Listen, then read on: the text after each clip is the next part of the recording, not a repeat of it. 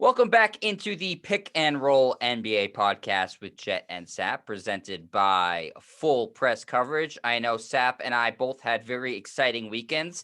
Sap was protesting to get Barry Bonds into the Hall of Fame. If you saw his social media, he was holding signs, making chants. It was a very, very successful protest. They promised they will get back to him in 6 to 8 weeks about their decision on Barry Bonds.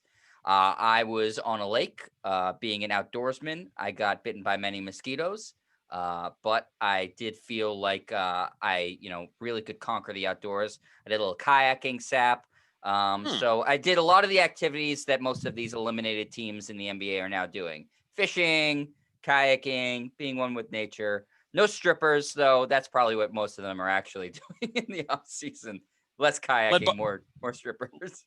led by Paul Pierce. He's the guy to go to if you need to hook up with strippers. And it's not 1, 2, 3 Cabo. I mean, it's just 1, 2, 3, to the lake or wherever else that they go. Right. Most of the players I know go to the islands after the season, although Paul Pierce was at that fight last night, Sap. That dumb Floyd Mayweather Logan Paul fight.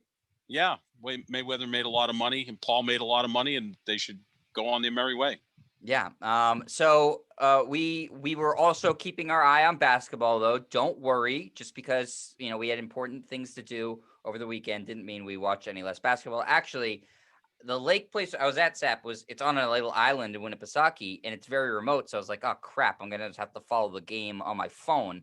Fortunately, they had internet and a teeny TV, and I was able to watch in the cabin all the basketball over the weekend. So I didn't miss a beat, Sap.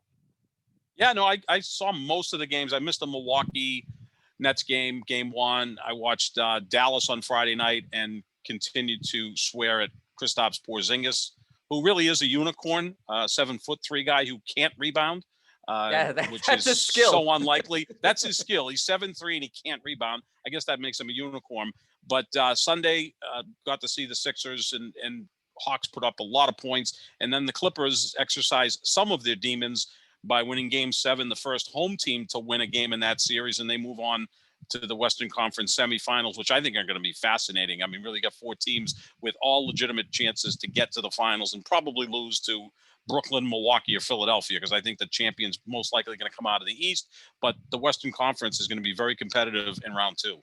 Yeah, we'll start with the Clippers series because obviously that was the most bizarre one, with the home team not being able to win a game until Game 7. It made no sense. Everything we knew about basketball was completely thrown out the window. I thought the series was over after Dallas. I actually declared it over on Twitter, Sap. After Dallas won the first 2 games in that series, Yep. I was wrong. It's hard to say, but I was. Basically, the story of that series, and we're going to talk more later in the week about the eliminated teams because I want to spend more time on them. The story of that series was Luka Doncic was having to do more or less everything by himself, and the Clippers were just able to, in Game 7, finally overcome that. Right. Yeah, I mean, Luka was spectacular in Game 7. He kind of went missing in the third quarter, but there's so much on him. And, the Clippers do have defenders they can throw at him, whether it be Kawhi Leonard, Paul George, whatever they try to do. He's still pretty much unstoppable. Great offensive players we've found out in the last 3 years, and he continues to get better. He doesn't shy away from the big moments. Not only can he score, he's a great passer. Does a great job on the boards, is obviously a liability on defense, but so's Trae Young, and that team is really doing a great job in Atlanta. So as far as Luka, he just didn't have any help. There wasn't a second player that could really step up. They don't have a natural number 2. So, they were hoping that Porzingis could have a good quarter or a good half, or someone else would just step up for them, and it just didn't happen. I mean, they were up 2-0, Jet, and in Game 3 at Dallas, they were up 30-11 late in the first quarter. At that point, I said, this is going to be a sweep. Well, give the Clippers credit, came back. They won Games 3 and 4 in Dallas, lost Game 5 in LA, then forced a Game 7 with the win in Dallas, and then they were the better team yesterday. They're a deeper team than Dallas. Dallas is very top-heavy, like one great player and then not much else. It's about as top-heavy as it gets. Yeah. Yeah, it's pretty much the Lakers without Anthony Davis, right? So it's LeBron trying to carry the Lakers, Luka trying to carry Dallas. Luka's younger, so it's in first theory, iteration of energy. Cleveland LeBron. That's what it's starting to feel like. Like he's going to get to the playoffs. He's going to play great in those playoffs. and then he just doesn't have enough to get over the Yeah. top. And here are the Kristaps Clippers. Porzingis is Drew Gooden in this scenario. Yeah, if right? he's lucky. If he's lucky. Yeah, Um, it's but not a good so roster. the question I have for you then, Sap, looking at the series, and again, we're going to talk a lot more about the Lakers and the Blazers and Dallas a little bit later in the week, these eliminated teams. Did the Clippers win more because of what they were able to do or what Dallas wasn't able to do in helping Luka? I think that's really the question you have to, especially looking forward with the Clippers. What's the reason they won the series? Did they do something right, or did Dallas just not have enough? I just don't think Dallas had enough. I mean, Luka was the best player in the series, although Kawhi Leonard wasn't far behind. Game 6 and 7, he was phenomenal. Game 6, he was insane. I mean, he didn't miss. He hit like 8 daggers in a row. It was crazy. He was essentially LeBron in Game 6 at TD Garden in 2012, trailing 3-2, having to win to force a Game 7 against the Celtics, and they went on and won the championships. He felt like that, right? Like LeBron of 9 years ago, where he just carried the team offensively. So efficient, which Kawhi is. His mid-range game is superb, and now he's adding a three-pointer to it. He's an underrated passer. We know what he does on the defensive end, especially when he's engaged. He was sensational in Game 6, and he did everything out there in Game 7. He's a top 5 player, and he showed that in this series. Luka is also a top 5 player, which kind of confuses me because there's probably 8 or 9 guys that we could say are top 5 players. There's 8 or 9 top 5 players. It's kind of true, right? I mean, it's kind of fluid at some moment. We've forgotten about Steph Curry already because his team didn't even make it into the playoffs, but you feel like he's a top 5 player. Obviously, LeBron, Anthony Davis, Kevin Durant. LeBron is like Harden. Entrenched in there. Yeah, he's Durant entrenched. Like you're saying it's fluid. Those two guys, I'd say Durant and LeBron, they're in there, nailed in with, steel rods. They're not going anywhere. But the rest, I think you can certainly make a case for a bunch of players. There's probably those two and then 5 other guys that kind of go in different orders, depending who's healthiest, who's engaged. Giannis is another one. And Harden's a guy who obviously you have to put in there. There's literally all these guys. I think Tatum is still a little bit a ways from that, but he can ascend to that as he gets older. He's got to be more consistent. That's where Luka has it over Tatum. But I think it was as much that Dallas just didn't have enough. But hey, give the Clippers a lot of credit. Paul George doesn't generally step up in the postseason. He was good enough to get them through that series. I thought Marcus Morris was huge in Game 7. He really wasn't. Every time I see him come up big for the Clippers, I'm like, this guy was the 7th or 8th best player on the Celtics 2 years ago, and now he's like the 3rd best player on the Clippers. It just goes back to the roster mismanagement of Danny Ainge. I know we don't want to bring up the Celtics right now. Let's put them on pause. But it shows you how good that team could have been 2 years ago. But the Clippers are dangerous. But as we look at this Western Conference, Jet, in fact, I put out a poll at John Sapp 25. Who wins the West? I expect this poll result to be very close. And the reason being, I don't think there's a team in the West right now that has a better than 30% chance of winning the West, nor do I think there's a team in the West that has a less than 20% chance of winning the West. Pick one of these 4 teams, and they're 4 franchises that really haven't done much. The Clippers have never been to the conference finals in their history. The Nuggets have never played in the NBA finals. The Suns last played in the NBA finals in 1993. And the Utah Jazz, the last time they were in the finals was 1998. So someone fresh and new is going to represent the Western Conference. Which is great. In the finals, awesome. Which is good. It is. I mean, I'm sure the league would have preferred Lakers advancing and ultimately play the Clippers in the Western Conference finals, but that didn't happen. So now you've got 4 teams that you can put a blanket over these 4 teams. Look at their records throughout the year. There wasn't much separating these 4. And I think it's going to be fascinating to see because a lot of legacies can be built in this postseason, right? I mean, Chris Paul has never gone to the finals. If he can break through and get to the finals, that's great for him. Can Kawhi get to a final with a 3rd different team and maybe win a 3rd championship with a 3rd different team and be the finals MVP? Same for Rondo. Same thing with Rondo. I mean, he's not really playing all that much. He didn't play much in Game 6 and 7, but he can accomplish that as well. Nikola Jokic is going to be the MVP. I think it was important for him to get out of that first round because you don't want to see the presumptive MVP lose in the first round. And then you've got Utah, the team that was the best team in basketball from start to finish. And, Donovan Mitchell, his idol is Dwayne Wade. Is he going to be like Dwayne Wade, carry his team to a title fairly early in his career as the best player on the roster? Maybe that's the case. The Western playoffs, I look at these 2 series probably going minimum of 6 games, most likely 7 games, because none of the 4 teams are good enough to just breeze through the playoffs. but I think they're all good enough to be competitive in their particular series. That's why I think both series go 6 or 7 games. Yeah, I think you can look at all four of these teams and then pick a reason why they won't go there and a Yep. reason why they will. Say, like, if you look at the Clippers, who we've been talking about, I'd say they probably have the best roster, in terms of top heavy talent. They have two guys who are, perennial all-stars. We both think Kawhi Leonard is a top 5 player. At the beginning of the year and last year, before they got bounced, everybody thought that they were finals contenders. This year, we had them as one of our 5 teams we thought could win a championship. So you can't discount them. Jokic is playing the best basketball of anybody in the playoffs. You could certainly make that case. Sure. And he's going to win MVP.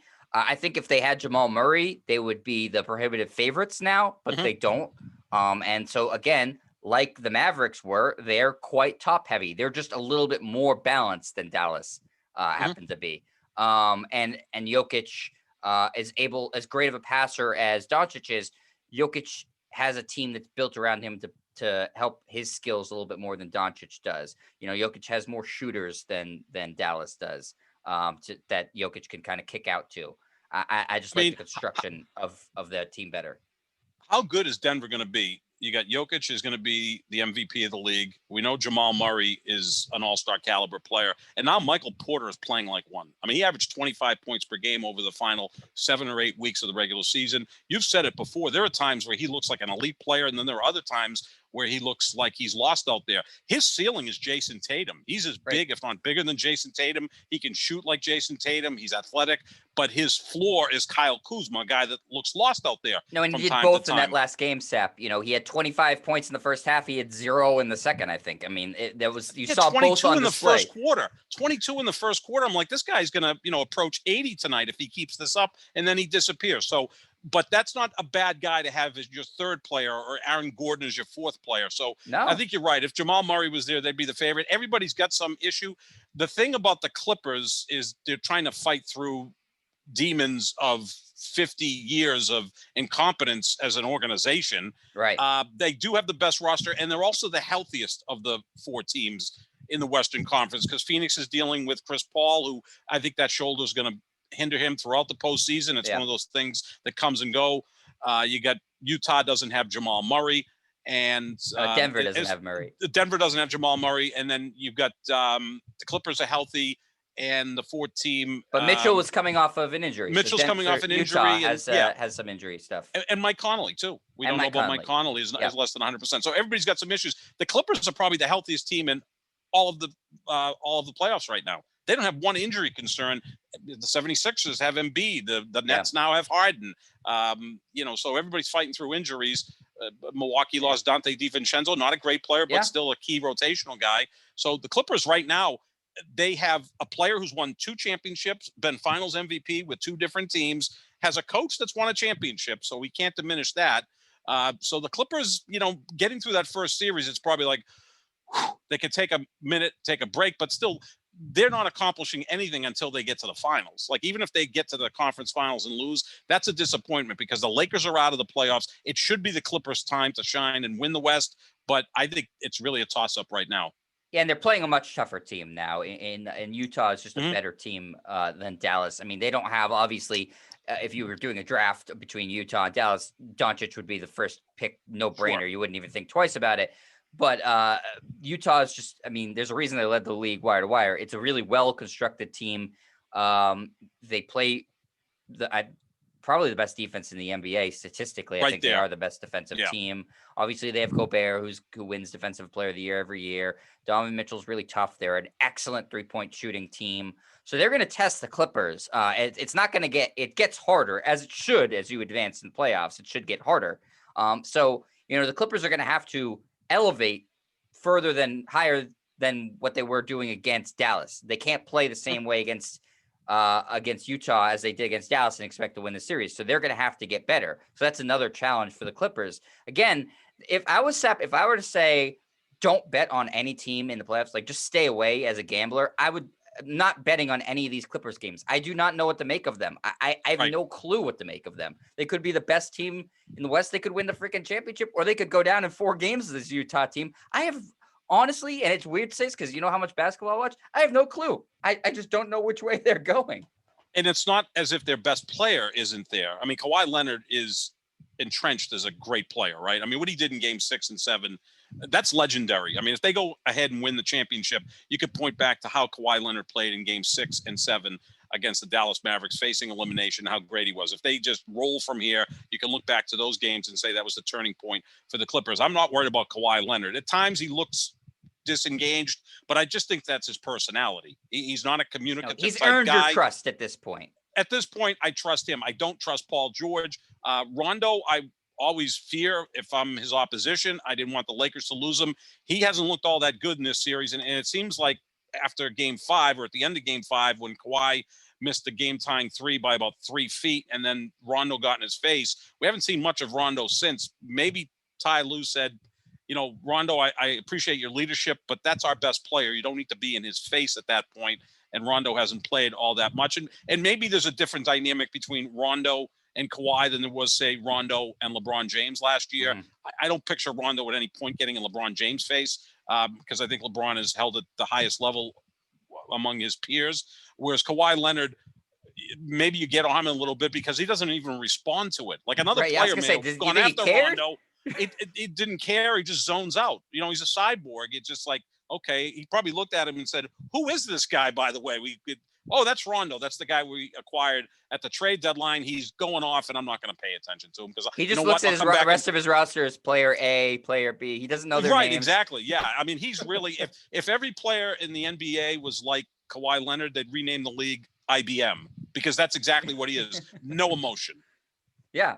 So I think it'll be a fun series because I just really don't know how to predict it. Utah obviously has home court advantage. They've been virtually unbeatable at home.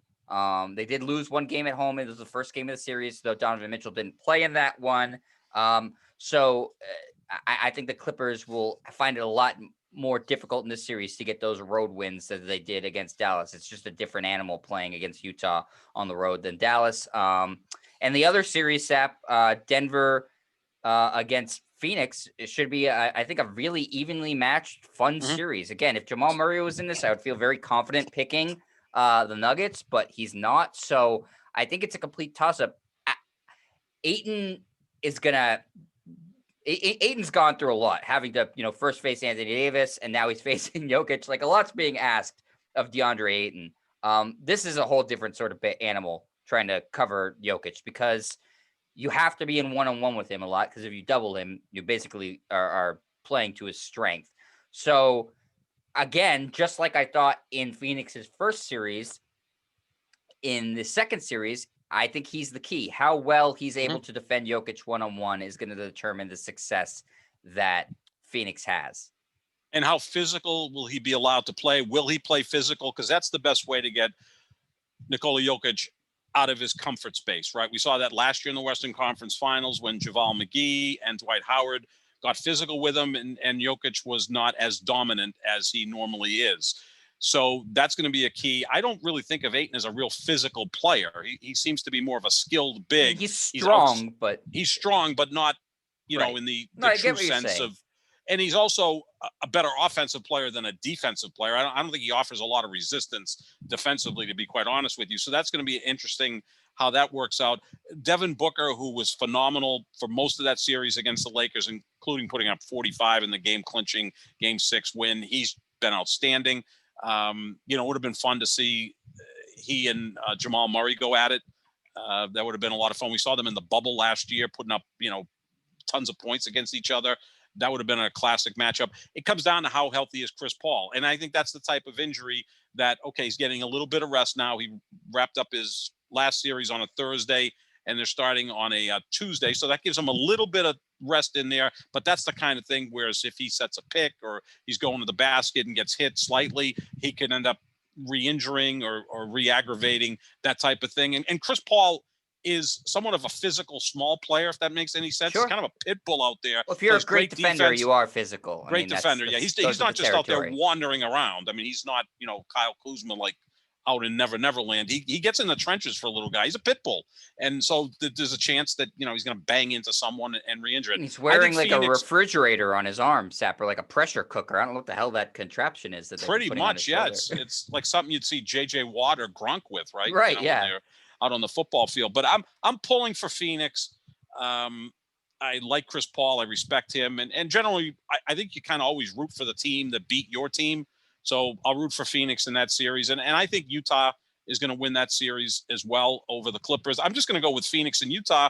They have home court advantage. That may just be enough. But like you said, Jet, this Western Conference, if you asked 100 people, which that's what I'm doing on this poll, you'd probably get 2 teams with 30 and 2 teams with 20 or even closer. That's how close these 4 teams are. I can't remember the last time something like that happened. Generally, there's, the Cinderella team that's crashed the party, the one team that's clearly better than everybody else, and 2 teams that are going to be happy if they get to the conference finals. In the case of this, there's like 4 teams that I don't know what's going to happen because they don't have a history of success. So, who's going to catch fire for 2 more rounds? One of these 4 teams is going to the finals. And I think if you ask people who they think, you're going to see a lot of different answers. No, I think it's awesome. I think it's great for the league It's good. to have this much parity. It's really good. And as much as I love the Celtics and the Lakers are obviously a legacy franchise, sometimes it's good to have them balanced a little bit, and so you're getting fresh blood in there, and you can get new fans or fans more invested. Parity is always good in sports. It's always good.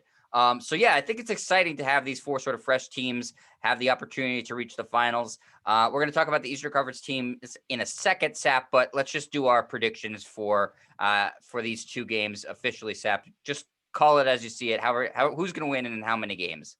I think Phoenix wins in 7, and I also think Utah. I'm going to go Utah in 6 because the Clippers don't seem to have a real home court advantage. I mean, they lost their first 3 playoff games at home before winning Game 7. So I'll go Phoenix in 7. Phoenix and Denver, that feels like that could be a best of 15, and it would be 8 games to 7. I think those teams are really close, but I'm going to go with Phoenix because of home court. And I think Chris Paul, it's almost like maybe everything's falling into place for Chris Paul at the right time to get to an NBA Finals. And I think that Utah's better than the Clippers. Look, they both shoot 3-pointers incredibly well. The impressive thing about the Clippers is they hit every free throw in Game 7 against Dallas. They're like an 84% free throw shooting team, which, if you're a Lakers fan, you're like, why can't the Lakers do that or come close to that? Because they suck as a free throw shooting team, including my guy, LeBron, who shoots about a 70%, which is kind of embarrassing for a player at that level to shoot at 70%. Kind of the way Luka Doncic barely shot 50% from the free throw line in that series. That's like, that one makes even less sense to me because he's a better jump shooter than LeBron, or he should be, at least. Yeah, I mean, he's nailing 28 footers regularly, and they both should be. Luka should be at 80-85%. LeBron should be in the high 70s or 80%. Yeah.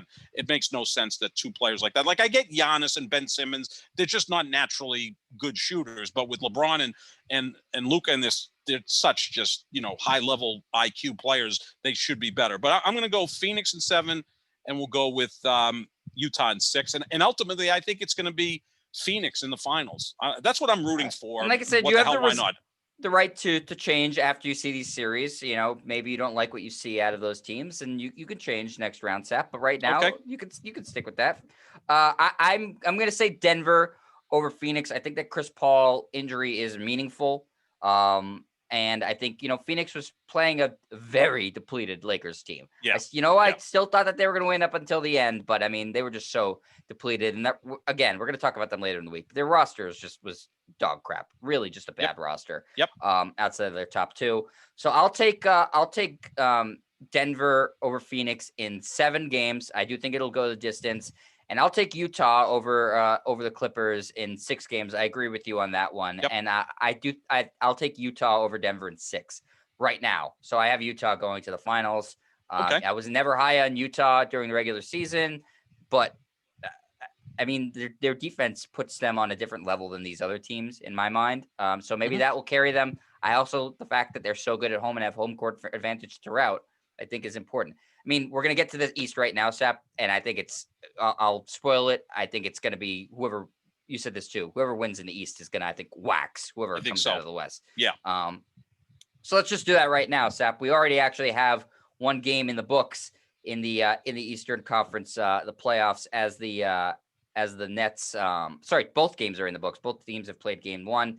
The Nets were able to overcome a James Harden injury and beat the Bucks in game one. And yesterday, the Hawks went into Philadelphia and were putting a beating on the Sixers before the Sixers closed late. The Hawks ended up winning the game, though, by 4 points, 128 to 124. So Atlanta leads their series 1-0, and Brooklyn leads their series 1-0. Sap, what are your thoughts on these two matchups, and what are your thoughts on these two series playing out?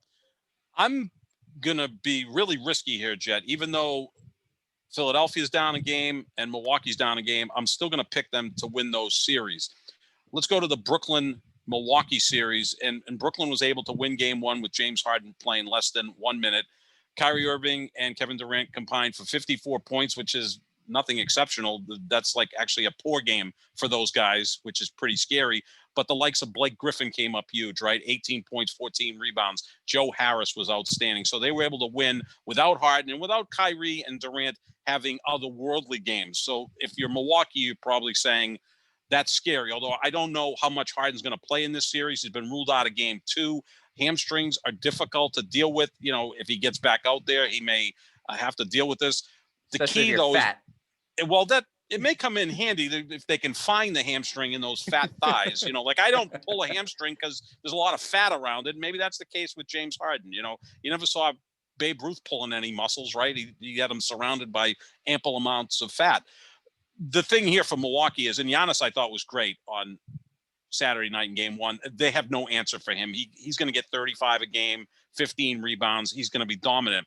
You can't have Chris Middleton and Drew Holiday combined to shoot 30% from the floor, and they can't combine for 20% as a team from three. You just can't have that. I mean, they were 6 of 30 as a team from 3-point. If that happens again, they'll lose. If they can get it up to even 10 of 30, 11 of 30, get it up to 12 of 30, which is 40%, which good NBA teams do, that's a totally different game. They're going to have to be more productive from three, and Holiday and Chris Middleton are going to have to step up like the second and third best player on that team to give Giannis some help. I do think they missed Dante DiVincenzo. Not that he's a great player, but it kind of messes with their rotation. So you have to see more Pat Connaughton than you would like, or you'd kind of change his role. You started PJ Tucker, who does a nice job against Kevin Durant, but he's limited offensively. So you got to have better nights from Drew Holiday and Chris Middleton. And as a team, you got to shoot better from three. I think they'll do that. And I think in the end, Milwaukee wins this series in 7. I have no doubt that they can go into Brooklyn and win game 7 in Brooklyn, because I think even still with the fans coming back in the stands, you talk about high level talent. I think a road team can win game 7 in a series. And I think Milwaukee's going to break through and get it done.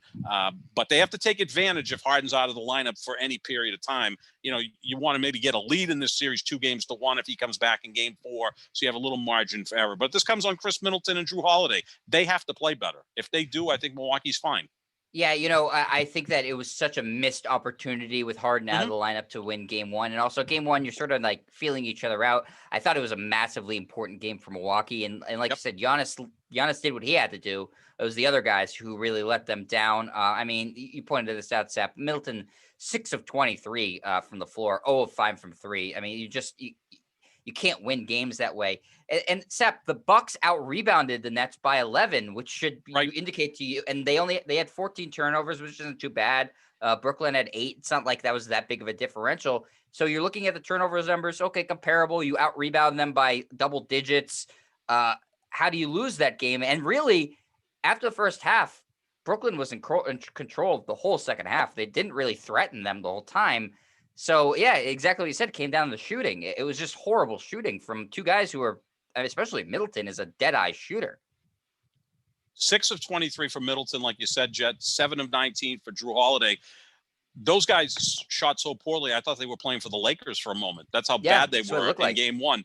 If they can just hit 45, 50% of their field goal attempts and shoot 35, 38% from 3, and if the team can do that from 3, I think they're going to be just fine. They play better defense than Brooklyn. They're a better rebounding team. I think Giannis will be the most dominant player because there's really no one that can cover him. Look, Durant can go off and get 42 at any moment. So can Kyrie. So can Harden if he comes back in the series. I think the pieces are there for Milwaukee to win, but sometimes that incredible talent that Brooklyn has, especially at the top of their roster, is just overwhelming because you're not going to see Kyrie and Durant have games like Middleton or Drew Holiday had the other night, so that there's less margin for error for the Milwaukee Bucks. They need those guys to step up, and I think they will. They'll be more comfortable in game two. Harden's not playing in game two, and it's a big opportunity for Milwaukee. If they get down 2-0 and Harden's played 37 seconds in the first two games, Milwaukee's going to have some self-doubt heading back home. And Brooklyn, which, breezed through the Celtics, may say we're going to be almost impossible to beat even without James Harden for a small period of time. In the end, I don't think they can win everything if Harden doesn't play again. But, for this series, they're going to need Harden to get over Milwaukee, but Milwaukee also has to get over itself. And mostly it's Middleton and Drew Holiday. So the question is, Sep, is this a must-win game for Milwaukee? I would say so, because Harden's not playing. If you get down 2-0, now you got to win 4 out of 5. In theory, Harden could be back in game 3 or 4. Maybe they'd rest him in game 3, try to get him closer to health in game 4. This way, if you win tonight, you're Milwaukee, maybe you force Brooklyn to bring Harden back prematurely, and Lord knows how he's going to be. He's one of those guys, I think, that can kind of play through that. Not that you're going to play with a really bad hamstring, but somewhat of a sore or bulky hamstring. He can kind of plow through that. Offensively, he can. Not offensively, defensively. not defensively, but they don't seem to play defense or really care about it, and they just hope you miss, and then they see what they can do on the boards. Offensively, he's just so skilled that he could that dribble of his is incredible. His penetration, his passing is superb. I think he's one of the top 5 passers in this league. And then you got Kyrie and Durant that can pick up the slack. So this is as near to a must-win game as the Bucks will face, because they don't want to lose sight of Brooklyn in this series after 2 games. It put too much pressure on them. Yeah, you obviously, being the team that doesn't have home court advantage, you need to take one on the road eventually. So they desperately needed a split. They need a split here. Without Harden in the lineup, it increases the need even more.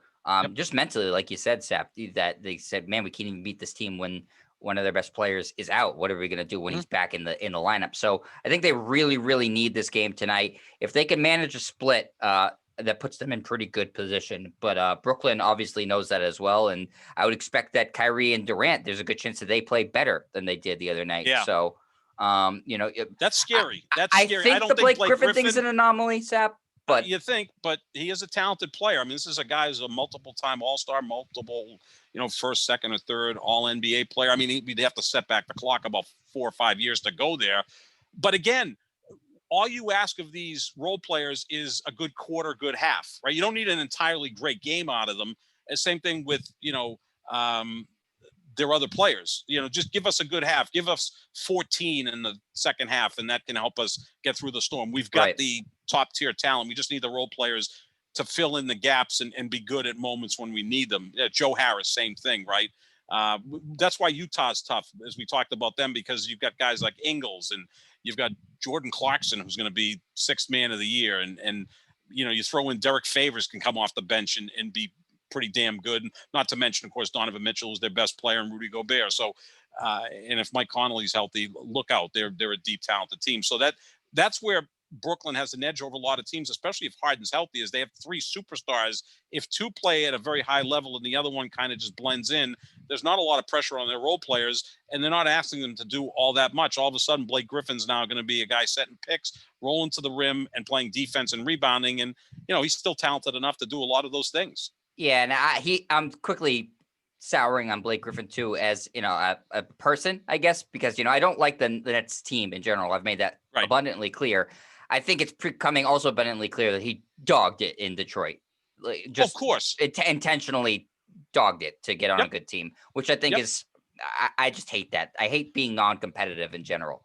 I don't think Drummond dogged it in Cleveland. I just think he's not that good. No, he was putting up good numbers. He was putting up good numbers, and he wanted to play. They just didn't play him. I think Drummond to me seems like a pretty good guy. No, not the same thing.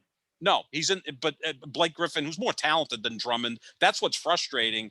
And you know what? Maybe we've got to explore some avenues where you start holding back some money. Say this guy's obviously mailing it, and he's dogging it. Like, why are we paying this guy? Like, there's no other place in the world could you do that in your workplace? Right. I mean, doesn't this seem like a load of crap? Like, he should be called out for it because it's Of course. obvious. I mean, Yeah. he was Yeah. intentionally trying to get booted from his team so he could be on a good Yep. team. I mean, that sucks. I mean, that's just not fun for fans. Goes against the competitive spirit of the league. I think he should be called out for it. Just another Yep. reason to hate the Nets, who are just so Yep. hateable. Even though They Kyrie really thinks are. they're uniting the world. Neutral fans, everyone's rooting for Milwaukee. I mean, Giannis is such a good guy. He puts his heart out there every night. He busts his ass. I've really grown to love Drew Holiday. Chris Middleton seems like a really good dude. I mean, they're easy to root for. I mean, I'm going to go back to my high school days. My senior year of high school, the Suns had the best record in the West, and the Bucks were right there with the Celtics and Sixers. And the Suns and the Bucks were my two favorite teams in high school. And I thought in '81 it was going to be the finals. Well, maybe I'm just 40 years too late. Yeah. And it's going to happen this year. That's what I'm rooting for. I'm rooting for Milwaukee, Phoenix. I'm sure the network would not be too thrilled with that. They would prefer Brooklyn against probably the Clippers at this point because the Clippers do have stars.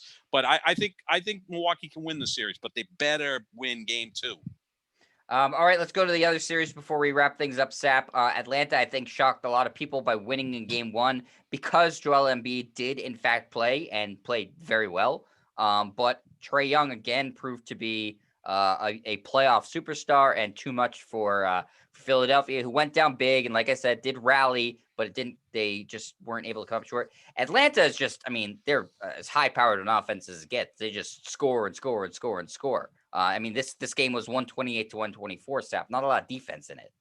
Yeah, and generally you don't see Philadelphia giving up 128 points. They're a really good defensive team. They've got good perimeter defenders, but no one could deal with Trae Young in game 1.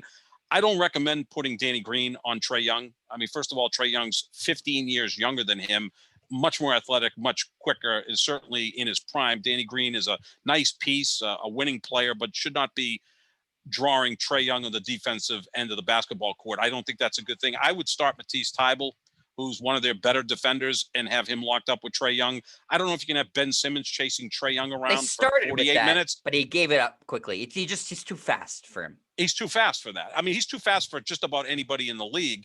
So, Simmons is 6'10", and I think he's perhaps the best defender in the sport because he can guard all different types of players.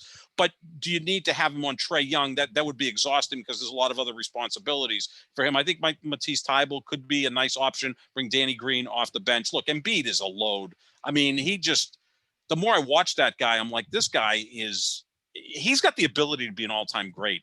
And I'm talking like top 5, 6 centers of all time. He's got that type of skill set. Now, he's not durable. I don't know how seriously he takes everything. But in terms of skill set, holy crap. I mean, Shaq said that, right, Jed? Shaq said that this kid's more talented than I was. And Shaq's one of the all-time greats. I mean, he just does things that he's an 85% free throw shooter. No, he's a freak. I mean, he's a freak. He's a freak. Insane. I mean, it's insane. He can handle the ball. He's got every post move. He's the strongest Nothing guy he on the can't court. do. Nothing he can't do on the court. It's damn scary. And I'm a huge Simmons fan. You're not necessarily that. Tobias Harris. I think in the end, Philly will win this series, even though they're down 1-0. I think it'll be Philly-Milwaukee in the conference finals. But man, Trae Young, 168 pounds? He's punking the entire NBA right now.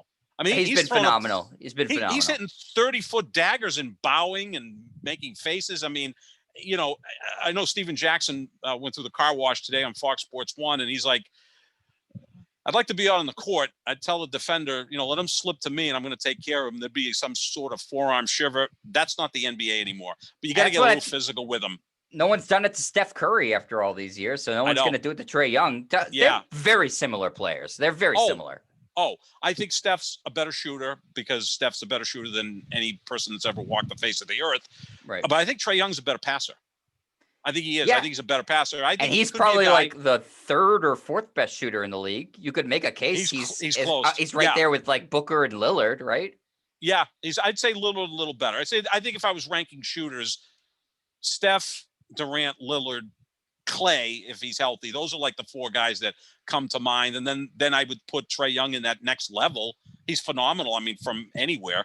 He's also got that little teardrop runner that, Derrick Rose kind of perfected 10 years ago, and Chris Paul has, and now Trae Young has. And look, he loves the moment, doesn't he? I mean, he doesn't shy away he's from it at quickly all. becoming a superstar player in terms of Yeah, popularity. he's a showman, right? I mean, Yeah. so now all the little kids are going to love him. The girls are going to love him because they look at him and say, he's 168 pounds. He's smaller than Steph Curry. I mean, Steph Yeah, Curry looks like Russell losing his Westbrook next hair. to him. He's like, Yeah, it's kind of like, looks a little bit like Tony Dungy. Like he could be he Tony kind Dungy's of does son. look like He Tony does. Yeah. I mean, he's Dungy. like, when he speaks, he's got kind of a weird accent. He's just, but you know what, man, I expect him to show up in like cut off jeans and like, old Chuck Taylors at some point, go out there. No, and you're right. He's ball it punking up. people, Sap. I mean, He's punking people. which is He's great. laughing This at is them. what basketball Oh, is. absolutely. It's everything that's awesome about basketball is, he loves basketball. He does. You can see it. He loves the moment. It. Yep. The NBA, the Major League Baseball needs more of that. By the way, when I was away this weekend, I watched some of the Mets Padres game just to watch Fernando Tatis Jr. His first time up, he hit the ball off the end of the bat. It kind of squibbled into short right field. He took second base. He was at second base in about 4 seconds. He's the only fun player in baseball. Yeah, and I'm like, you know what? Even if he gets thrown out, I don't care, because it's just like he woke us all up. We were all kind of hanging around the TV on the couches and stuff at the place we were staying. I'm like, I don't care if he gets thrown out or not. This guy's just created more excitement in the last 9 seconds than most teams have in the first 2 months of the season.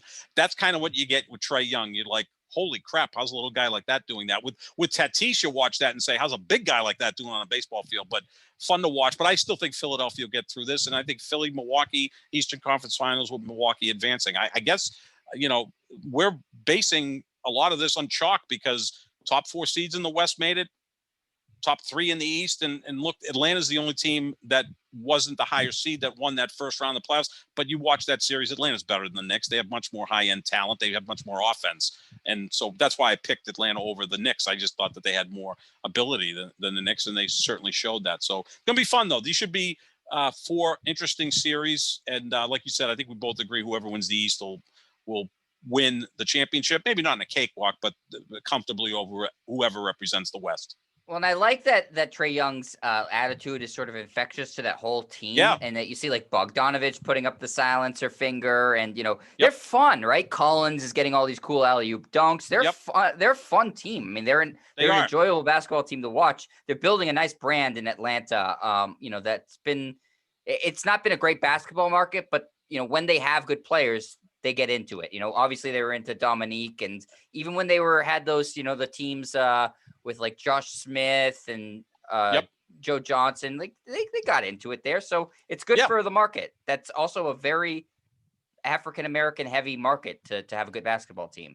It's the entertainment capital of the East Coast for African-Americans, right? I mean, there's, LA, Vegas, Atlanta. Atlanta's huge in the African-American community, right? I mean, a lot of hip hop artists emanate from Atlanta. A lot of players spend time in Atlanta.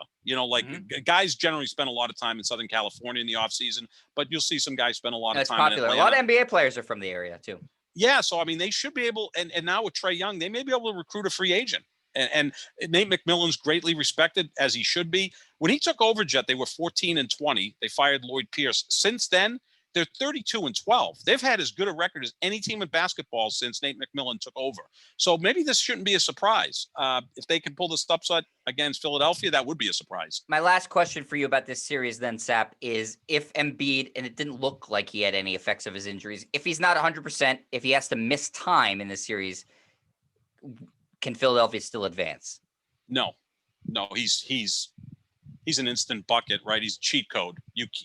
Nobody has an answer to combat him really anywhere in the league. Hell, Rudy Gobert is probably going to win Defensive Player of the Year, and Joel Embiid stuffed him in the basket for 42 points when they faced off. Yeah, he had like 42 and 15. It was embarrassing for Rudy. No one can cover him. If Joel Embiid, and he was getting close this year, being in condition and serious and all of this stuff, he's a 30-15 guy. Maybe next year, especially as Simmons. If Simmons could ever hit an outside shot, that would really open up things for Philadelphia. No, if he misses a game or two, no, I think Atlanta's playing with so much confidence right now. And it's not just Trae Young. Like you said, he's infectious. The rest of that organization is taking on his personality, and they're extremely fun to watch. They look like they have great chemistry, just like the Celtics had this year. By the way, Sep, Sorry not nice. about that. Not nice. No, it's not. By the way, but Sep, true. Philadelphia lost by 4 points in this game. Ben Simmons 3 of 10 from the free throw line. It's just, oh man, 7 of 7 from the floor. 3 of 10 from the free throw line. I would love to get in his head and just. That's I'd love the game. To coach him. Oh, 7 missed free throws. You lost by 4 points. That's the game. If he shoots 70% from the free throw line, it's a tie game. That's not asking much for your point guard. He's the point guard. So in big situations, the ball's going to be in his hands. They started to foul him on purpose. You know, even when they were up, they're like, okay, we'll give you 1 point rather than 2 or 3. Well, Seth, I heard Doc after the game saying, you know, people keep asking about this. What do you want me to do? Take him out? We're not going to take him out. You know, we're fine. But they're making it seem like it doesn't have an impact on the game. Here's a direct impact on the game. He missed 7 free throws. You lost by 4 points. It doesn't get any more basic than that. He missed 7. You lost by 4. I'm not trying to be funny here. I don't know if Durant, Kyrie Irving, and James Harden have missed 7 free throws in 6 playoff games so far this year. And I know in one game against the Celtics, they were 27 for 28. The Clippers were 24 of 24 from the free throw line yesterday. I mean, look, when you're able to hit your free throws, it does open up the rest of your offense because now you're not hesitant to drive to the basket. If Simmons could ever be a 75% free throw shooter, we're not even asking him to attempt 3-point shots. All right. Like that's out of the discussion. But if he could hit 75% from the free throw line, now he's going to drive to the basket much more freely. He's incredible driving to the basket. I mean, to me, LeBron is the greatest I've ever seen at driving to the basket. But this kid has a lot of similar qualities. He's 6'10", Jet, 250 pounds with a great handle. And he's left-handed, which I think kind of gives you some sort of an advantage because it kind of throws other teams off. But my thing is when I see him shoot free throws left-handed, is he left-handed? Watching him shoot free throws he should shoot him underhanded. He should shoot him underhanded. Do something or step back. Watching him shoot free throws is like watching Johnny Damon throw from the outfield. Because every time Johnny Damon would throw from the outfield, I'm like, is he really left-handed or right-handed? Like maybe he's got the wrong hand that he's throwing with. Sometimes I look at Simmons and say, is he really left-handed? But, you know, if they could just get a coach that gets in his head and gives him more confidence at the free throw line. And he doesn't play with a lot of arrogance either. You know, he seems just talk about a passive guy. Like for a guy with all that skill set, very passive. He doesn't play with that institutional arrogance, and maybe he never had to. You know, when you're 6'10", 250 with that handle, you know, you're dating the Kardashians, you're a good-looking guy, you're making big money. Growing up in Australia, you're kind of like the world seems pretty easy. You know, so I don't think. But what the hell? 3 of 10, Sep. I mean, what the hell? No, you can't do that. As you know, that's why they lost. I mean, you could point to a lot of things. I think that's why they lost. Just hit your free throws at a 50% clip, and the game's a lot different. And if you hit them at a 70% clip, you win the game. As De Niro said in Goodfellas, can't have it. Can't have it. So, yeah. Well, I'll give my quick prediction, Sep, before we wrap up. I think that because of Embiid, Philadelphia will win this series. I think they'll win it in 6. I think that Atlanta still has another game they can take away from Philly. Sure. As far as Brooklyn, I've been on Brooklyn for months now. I have them in 6 as well. Not moving off of that. Milwaukee must win this game tonight. I hope they do. I am rooting for Milwaukee like they are a child to me. I hope that, I wish them nothing but success. But just freaking Brooklyn, man. I mean, I texted you the other day. Why do these terrible things have to happen to me? Like Brooklyn being so good. It's not fair. No, it's not. So that's going to wrap it up for today for the Pick and Roll NBA podcast with Jet and Sap. We are presented by Full Press Coverage like we always are. We will be back tomorrow with reaction to these games, preview the games that are going to happen tomorrow. And we're also going to be talking about, I think this will be for Wednesday, talking about some of these eliminated teams. Sap will be forced into doing a postmortem for the Lakers. I'm not going to let him get away with not talking about it. I had to do like 8 for the Celtics, so he's going to have to do at least 1 for the Lakers. Hey, the Lakers only win 1 game farther than the Celtics this year. The Celtics lost in 5, the Lakers lost in 6. So, maybe that's something you can paint as a Celtics fan. Well, any victories we can take right now, we'll get. Right now, Jason Kidd's being talked about as one of their coaching prospects. That's how gloomy it's gotten in Boston. So we'll be back with lots of content as we will be for the whole playoffs. Make sure you follow us on Twitter for all the latest stuff at JohnSap25, JOHNSAP25. You can also see the pictures Sap posted of his very successful protest at the Hall of Fame this weekend. And I'm at Jet Stryer, at JETSTRIAR. And we will tweet out the links for you, make it nice and easy. check us out. Keep following the playoffs for all the latest news and reaction. We will be right here for you throughout the playoffs and the offseason when that happens. Thanks, everybody. We'll talk to you tomorrow. See ya.